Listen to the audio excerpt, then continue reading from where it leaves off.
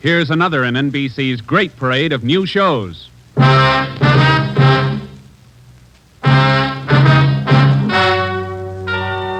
Ladies and gentlemen, the story you are about to hear is true.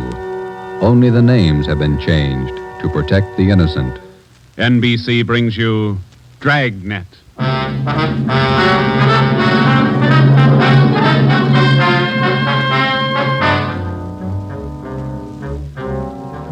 You're a detective sergeant. You're assigned to robbery detail. An armed gang of blitz bandits has started to work in your city. Their pace is fast, 4 and 5 robberies each night. The criminals are not amateurs. They're well armed, dangerous. Your job, get them. Dragnet, the documented drama of an actual crime, investigated and solved by the men who unrelentingly stand watch on the security of your home, your family, and your life. For the next 30 minutes, in cooperation with the Los Angeles Police Department, you will travel step by step on the side of the law through an actual case from official police files. From beginning to end, from crime to punishment, Dragnet is the story of your police force in action. It was Thursday, October 23rd. It was windy in Los Angeles. We were working a day watch out of robbery. My partner's Ben Romero. The boss is Ed Backstrand, chief of detectives. My name's Friday. I was on my way back from the statistician's office, and it was 11:42 a.m. when I got to room 27A. Robbery detail.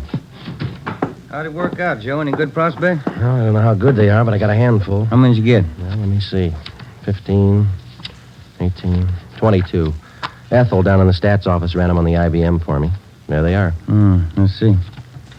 It's a gang of 3 men working on foot. Blitz robberies. They only take cash. M.O. is tie-ups. Work from 8 to 10 at night. One of the gang's tall, the other 2 short. And these are the men the machine sorted out. Under that heading, yeah. If our information's wrong, then so's the machine. Got a good bunch of candidates here. Descriptions match up with what we got. They seem to. Check the names on that list, Ben. Some of the smartest thieves in the country. Yeah. Tommy Willis, Ray Grappa, Kemp Satelli, Manny Roberts, George Cross, Mario Koski. Reads like June graduation at San Quentin. Yeah. George Cross and Tommy Willis are in town. We know that. And Koski, he's around a couple of weeks ago. And what about the rest? It's a big field. Have to check them out, I guess. Might as well start at the beginning. Did you go through the overnight reports yet? Yeah. No restaurants, no liquor stores. That makes 5 days the gang's laid off. Well, they can afford to, can't they? 18 robberies in 24 days, that's a pretty good haul. This stop-and-go strategy of theirs, Joe, it's got me. Yeah. They work hard for a week in one area, and then they lay low. If they just keep going, we might have a better try at them. Hey, Joe. Yeah, Chandler. Fellow out here to see you, Joe. Name's Decker. Decker. Henry Decker? Didn't say. Want to see him? Yeah, send him in. Right. All right, Mr. Decker, this way. How are you, Joe? You're looking good. Well, Hank Decker. How are you? I'm fine. Oh, what are you waiting for? Applause? Come on in and shut the door.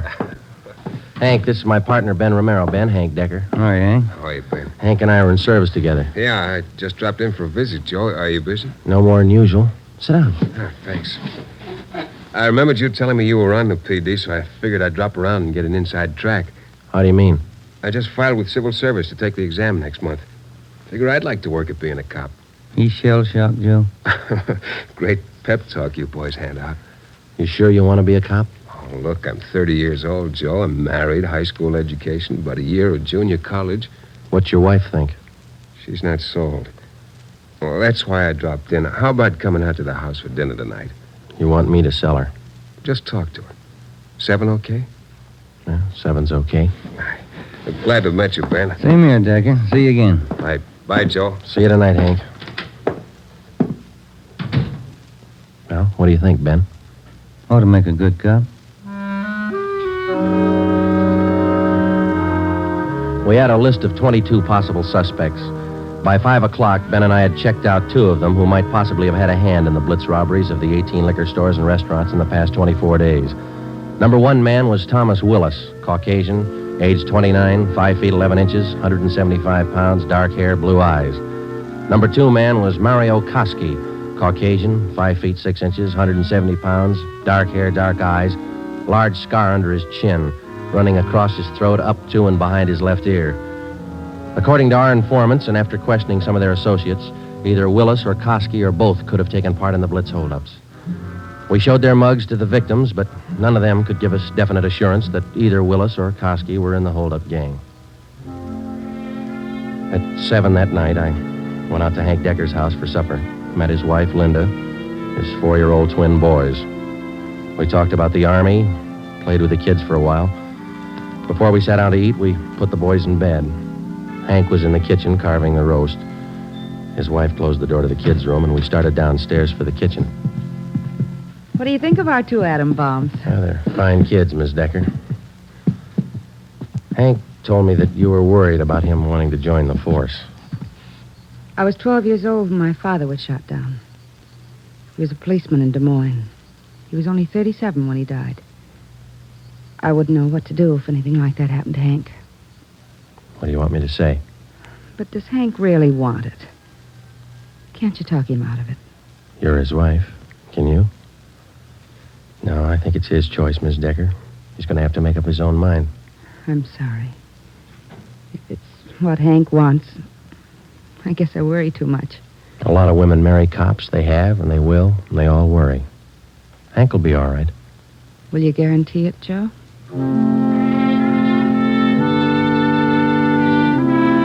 During the next month, I heard from Hank Decker only once. He was studying hard. During the same month, Ben and I were working hard, trying to find some kind of a concrete lead to break the Blitz gang. There had been no subsequent holdups which seemed to tie in directly with the gang or its operations. From the list of possible suspects which Ben and I made up, 18 names had been eliminated for one reason or another. Either they were in jail at the time of the robberies, out of the Los Angeles area, or out of the state. But 4 names remained: George Cross, Tommy Willis, Mario Koski, Julian Brock. During the latter part of the month, George Cross was booked on a minor charge, and we questioned him at that time. He showed no knowledge of the holdups. Nearly 2 months after the robberies were committed, Ben and I were still without a solution as to the whereabouts of the gang. Never known a Blitz gang like this way before, Joe. Once they get wound up, they usually go until they're caught. Yeah. Did you get out those telegram checks to the east yet? Last night before I went home. Sent out all 3. Willis, Koski, and Brock. I'd like to find just one of them. Chicago might have something. That's Koski's old hangout. It's Willis, too. What about Brock? He's from Kansas City, isn't he? Yeah. I got a wire, too. Might have an answer from one of them tomorrow. That's a slow job. We'll have to wait it out. Guess so. No follow-ups from the victims we talked to. I'll get it. Robbery Friday. Oh, hiya, Joe. Hank Decker. Congratulate me. What for? Just passed my written exam. Got the letter this morning. How about that? That's fine. When do you take your physical? Oh, not till the end of the month. Next week I take the oral and agility tests. Then the physical. If I get by them, I'm in. Well, you're going to have a full month at the police academy after the test. There's a lot of work, Hank. Oh, it can't be any worse than these tests. It's a tough 30 days out there on the Hill. Law, court procedure, evidence, combat firing, target practice. You'll have to wade through all of them. You ever gonna have anything encouraging to say? Yeah, when you graduate. I won't count on it. How's your job going? Slow. How's your wife feel now? About taking the job? Uh-huh. A little better. She said to say hello. Okay. Keep us posted, huh? I'll do that, Joe. Right. Bye. Hank passed his written test. Sure anxious. Brandy, Romero, got a minute? Yeah, Skipper. Come on, Joe. You got something, Ed? Yeah, those Blitz robberies you're handling. Not having much luck. We were. Gang's disappeared. Not a trace of them so far. They leave town? Oh, we're not sure, Ed. We don't even have a good description. We're guessing most of the way. What are your guesses? You've had a couple of months to make them. 12 of the holdup victims we talked to told us definitely that there were 3 men in the gang, 2 of them short, 1 of them tall. We've just been working from there. All 3 of them have dark complexions. Started with 22 possibilities and got it weeded down to 4. No, wait a minute, 3. Yeah. Tommy Willis, Mario Koski, Julian Brock. Willis and Koski are Eastern Hoods. Brock's from the Middle West. And where are they now? Haven't showed their faces around town. We're checking some of the cities in the east. That's about all we got, Skipper. Not much for 2 months' work. Thieves can't be that smart. Right now they are. We've sounded out every lead we had, Ed. We're doing our best. Either of you ever hear of a man by the name of Al Mishikov? No, I don't think so. Chicago gunman in the old days, wasn't he, Ed? That's right. I thought he was doing time in Joliet. Paroled last year. Got a tip he was spotted on East Broadway night before last. You figure it might tie in with our job? I don't know. Find out. If I remember right, Mishikov's brother used to be pretty friendly with Mario Koski. I helped send both of them up 13 years ago. Same rap, robbery. Was that all you heard, Ed? Somebody spotted Mishikov? That's all. If you can track him down, you might get some kind of a lead. That's more than you got now. That night and for the next 2 nights following, Ben and I had dinner downtown instead of going home, and then we spent the rest of the night covering the lower end of the city in search of Al Mishikoff. We got more than a dozen leads on where to find him from some of our informants, but none of the leads paid off. We kept missing him. No one knew where he was staying. No one knew, or no one would tell us. Worst thing about this job, Joe, leg work. We must be averaging 10 miles a night. My feet say 20. Almost midnight. Here's McCarthy's place. Let's try it. Right? Let's go down to the end of the bar, Ben. Yeah. Hiya, Ben. Good to see you come in. What's new? Oh, not much, Bert. Meet my partner, Joe Friday. Hiya, Friday. What do you fellas have? Looking for a guy, Bert. His name's Al Mishikoff, Chicago. You heard anything? He was in here earlier tonight. Couple of guys with him. Are you sure? What do you look like? 6 feet, about 45, I guess. Big build. Sounds like him, all right, Joe. Is he staying in the neighborhood, Bert? Down here, I don't think so. Most of those big-timers stay uptown someplace. You looking for Mishikoff? I'd like to talk to him. How long ago was he in? Oh, about 8 o'clock. Couple of guys with him. They were talking about driving out to the airport. Something about Las Vegas.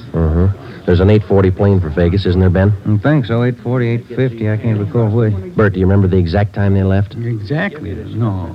Say, there's one of the fellas that was with Mishikoff down there in the middle of the bar. Which one, Bert? There. One with a sandy hair, big chin. See him? Yeah. Want to talk, Joe? Come on. And Judge, you know what he said? He said when he was in Vegas last week. that he Pardon was me. Killing. Yeah, that's what. Pardon me. I'd like to talk to you a minute. Yeah, who are you? Police, Sergeant Friday. Oh, have a drink, Sergeant. No, thanks. I said I wanted to talk to you.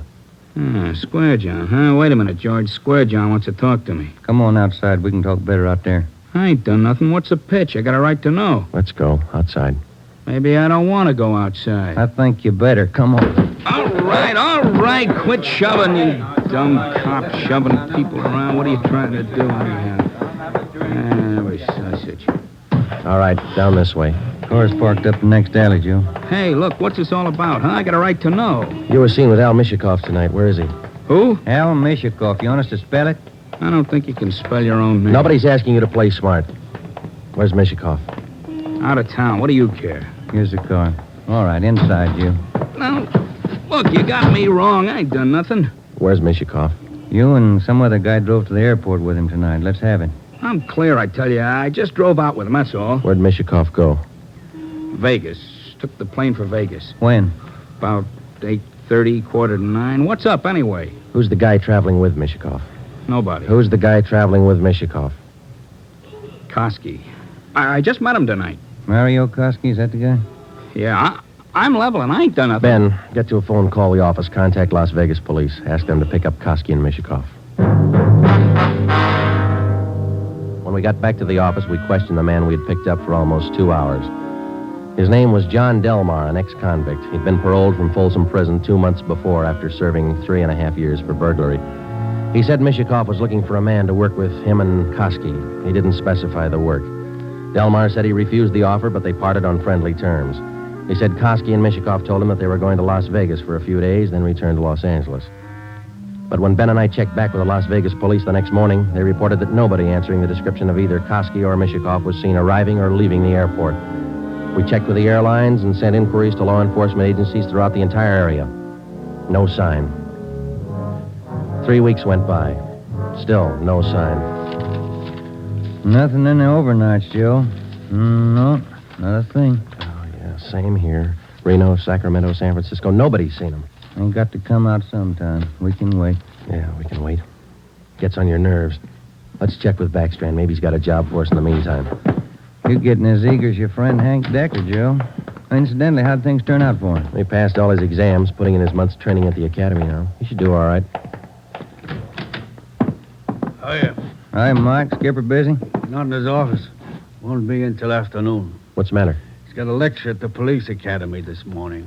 Thanks, Mike. Come on, Ben. Ben and I drove out to the police academy near Elysian Park. We went out to check with Ed Backstrand on the Blitz robberies, not to listen to his lecture. When we walked into the classroom, he was just finishing up, so we sat in the back of the room and listened. It was a pretty good speech.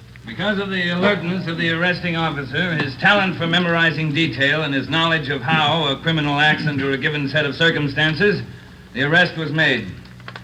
Well, that's about it, gentlemen. Thank you for your attention. Now, when I ran this speech over at home, my wife said it wasn't a very good talk, but at least it came out on time. Now it seems I'm 2 minutes short, so I guess I failed on both counts. But if I may, I'd like to use the few minutes that are left to tell you what I think of being a cop after 24 years. For one reason or other, you men have chosen the career of a police officer. Well, let me tell you right now, without any qualifications, it's a thankless job. Maybe you can't see it now. Maybe you think I'm exaggerating. But when you graduate next week and get that uniform on, your whole lives are going to change. You're going to lose friends, a lot of them. They'll want parking tickets fixed, some other favors. You'll have to turn them down, so you'll be a heel, a fathead. When you're on the beach, you're going to meet the cream of society and the scum, the lowest. Sometimes you won't be able to tell the difference. Some of you will have to work with thugs, two-bit gangsters, dope addicts, cheap women, all the human garbage you can find in a big city. You'll come home at night and take a shower to wash off the dirt, but you still won't feel clean. That's the job. When you buy a box of candy and bring it home for your anniversary, the neighbors will say you chiseled it. When you save up a few dollars and buy a new car or some furniture for the house, it's graft. People are going to want favors. They'll offer you things, a free beer or a new dress for your wife. If you take it, you're a chiseler. If you don't, you're a tough cop. Well, here's a piece of advice. Take nothing from anyone, no matter how good a friend he is. Pay for everything you get and don't ask favors. Treat everybody alike, no matter what they look like or what they believe in. You don't play favorites. There are going to be times when a few men in the department get out of line. The newspapers will play it up because it makes good reading, and the average John public will love it. Because that's the only way he can pay you back for that traffic ticket you gave him. Being a good cop is a hard job, but it's a good one. Let me warn you just once more. It's one of the most thankless jobs on earth. That's all, gentlemen.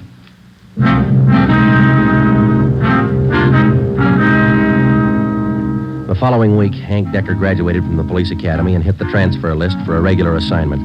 He drew a job of teaching combat firing and boxing at the academy. He didn't like it, so he put in a request for a transfer and waited. For the next 6 weeks, Ben and I waited, too, for some sign of the Blitz bandits. There wasn't any. The only possible suspects, Mario Koski and Al Mishikoff, had disappeared completely. We kept a close check on every possible avenue of information. Still, no sign. Ben and I were transferred to the night watch on robbery for a few weeks, and that gave Hank Decker a chance to drop in and visit with us a couple of hours when he went off duty at the academy. He was still as eager as ever. Hi, Ben. Joe, anything new? Hi, Hank. Nothing here. What about the academy? Oh, big news. What's up? Getting a transfer starting next Monday. Gonna start on a beat. Thought you were all tied up with that boys' club you started out there. Oh, I was, but Hanson's gonna take over when I leave. The kids sure love it. Free swimming in the pool, boxing lessons. We teach them everything. Where's your beat going to be, huh? Central, right in the downtown district. Might learn something, huh? You'll learn a lot if you want to forget most of it. Look, it's 7:15. Don't you ever go home for dinner, Hank? Oh, getting the wife used to it. This new shift's gonna be night work, you know. Wait till you're on it for a year, and then you tell us how you like it. A year? I want to be in the detective bureau after a year. Well, you're not even going to last a year if you don't get home to dinner. Your wife's called twice this week already. She calls me. Okay, when did she call tonight? She hasn't yet. Oh, I guess I better head her off. Let me know if anything breaks, huh, Joe? I'd like to tag along. Okay, Hank. Well, on your way. Okay, good night. So long. Good night. Yeah. How eager can you get? Were we like that when we started? Not me. I never had that much energy at one time my whole life. Hot shot, Joe. I'll get it. At 767 East Broadway, a liquor store, 211 and slugging. At 767 East Broadway, a liquor store, 211 and... 767 East Broadway, 211, liquor store. Let's go.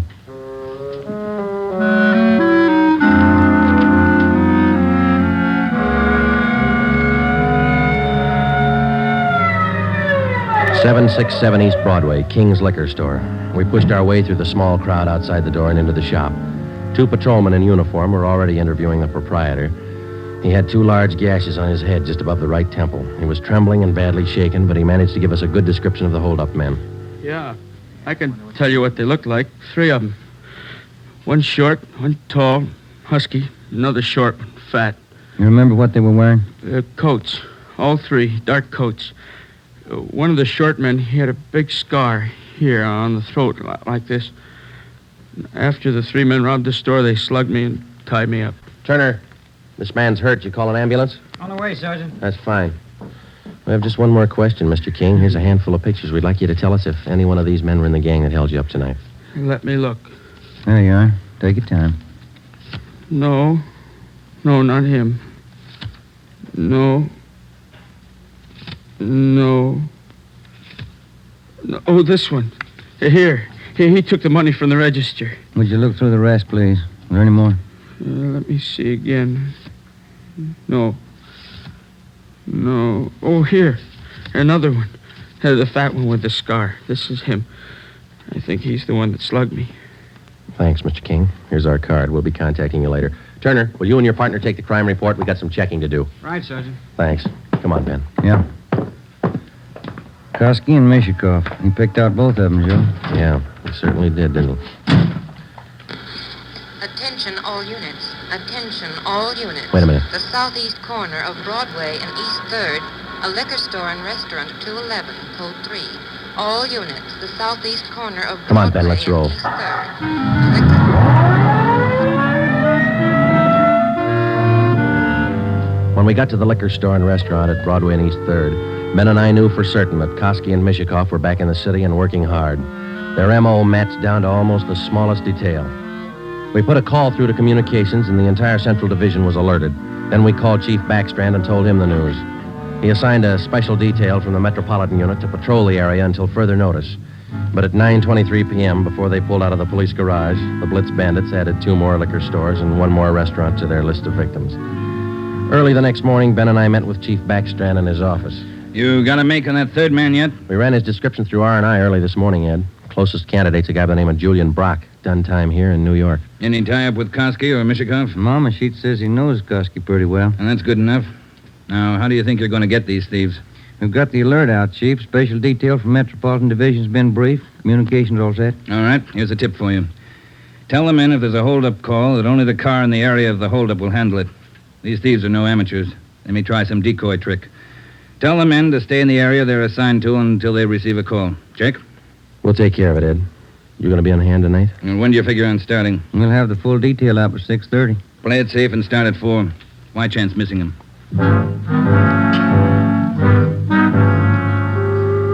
At 3:30 that afternoon, we left the police garage with a special detail from Metropolitan Division, and we started to cruise the central area. We weren't looking for any action the first few hours, and we didn't get any.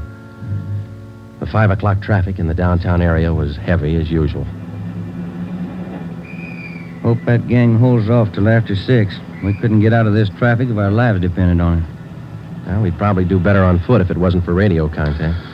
Control 4 to 80K. Control 4 to 80K, your location. Get it, will you, Joe? Yeah, wait till I get the mic. 80K to Control 4. 80K to Control 4. Our location on Spring Street between 2nd and 3rd. 80K, stand by. 80K, call your office code 2. Call your office code 2, KMA 367. 80K to Control 4, Roger. KMA 367. Yeah. Now what do I do for a parking space? You know, you're lucky. That guy up ahead there, he's pulling out. Good. That hasn't happened to me in 6 months. Okay, hold on, Ben. I'll be back in a minute. Yeah.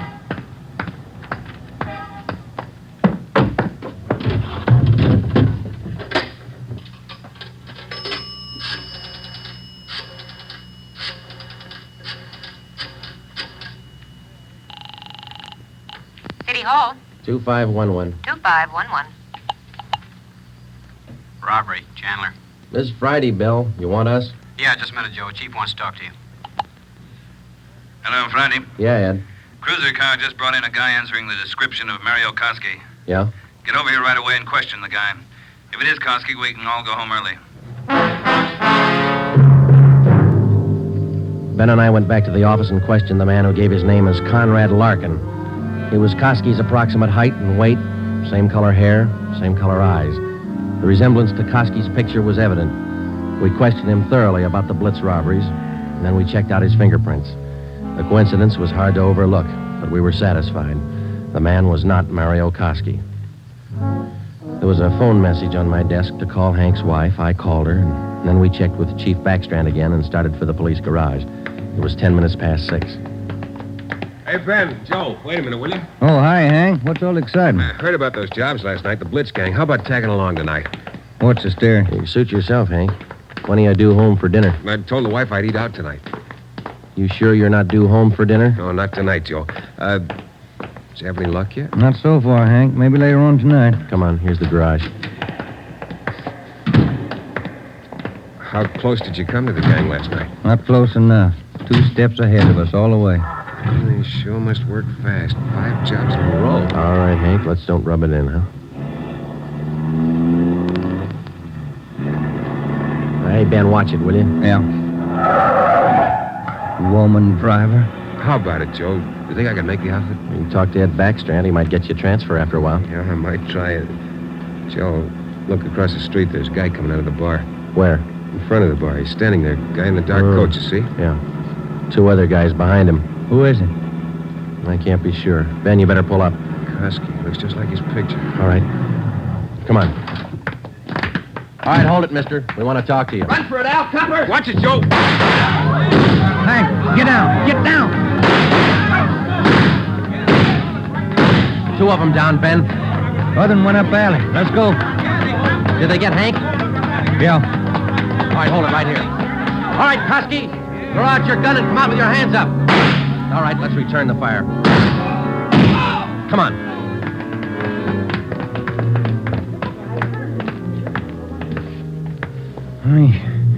He had his chance. Yeah, grab his gun. Let's get back to Hank.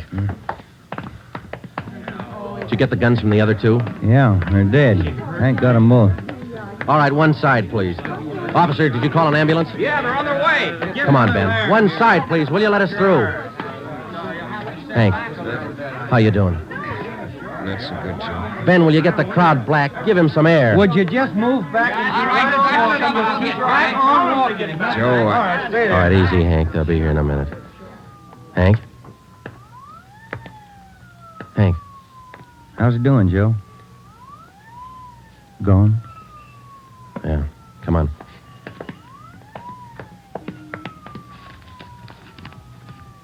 What have you got, Joe? Phone message from Hank's wife. For you? Yeah, You returned the call? before we left the office. What was it? She wanted me to remind Hank. He was due home for dinner at 7 o'clock.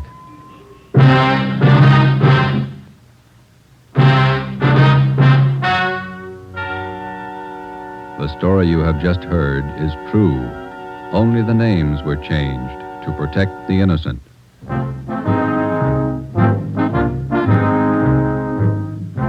You have just heard the 12th in a new series of authentic cases from official files. Technical advice for Dragnet is furnished by the Los Angeles Police Department.